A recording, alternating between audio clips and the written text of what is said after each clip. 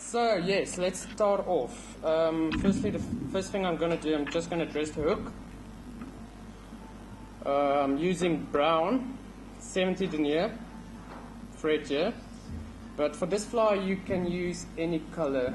It doesn't matter because we're going to dress all this thread, the thread body here, so it doesn't matter which color you're using.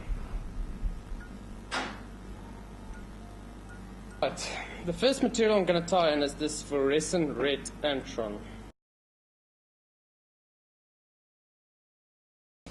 So I'm going to tie this in at the back. Yeah.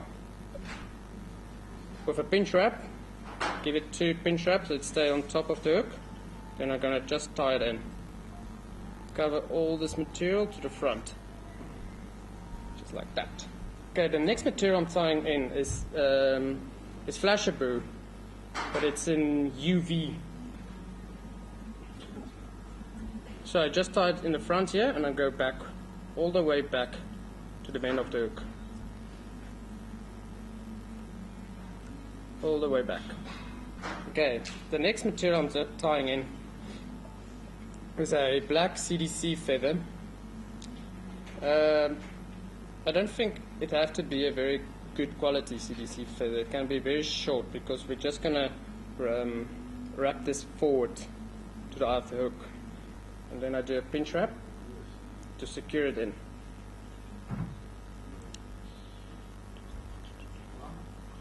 And then I go all the way to the front with my thread.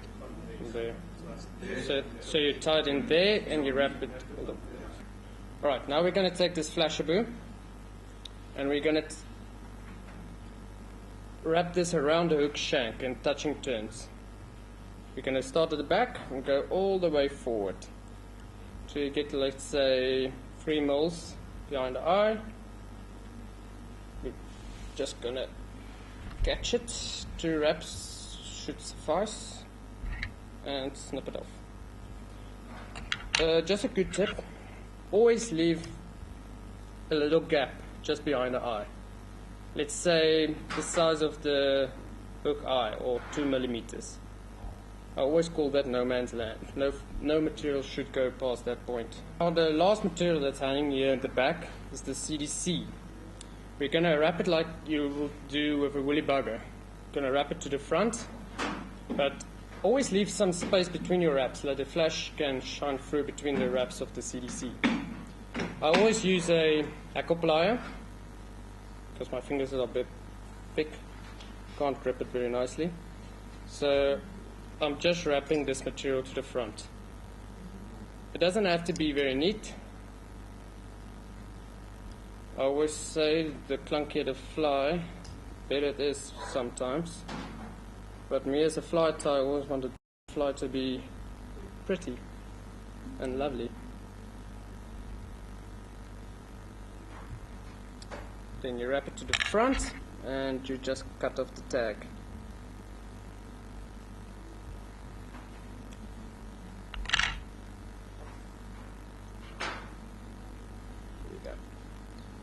Brush all the material out. There where I wrapped in my flashaboo, the same point. Just show that again. I leave a little, a nice space here because we're going to tie in the elk hair here. And action. Okay. Now the next step I'm going to cut this tail, but there's a trick to it. I want this tail very, very short. So let's imagine we have a vertical line here, just at the back of the hook.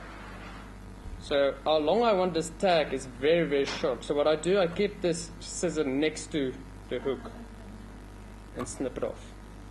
So if you can see that the tail doesn't go past the end of the hook here.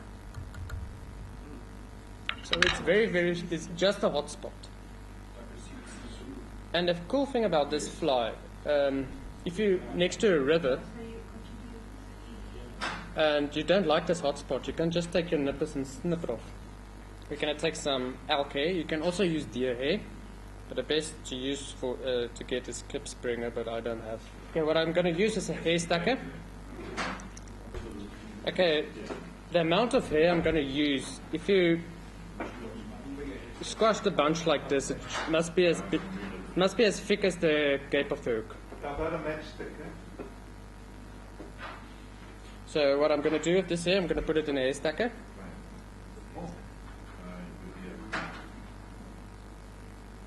Like that. Give it some rounding. Nice aligned. There. Okay.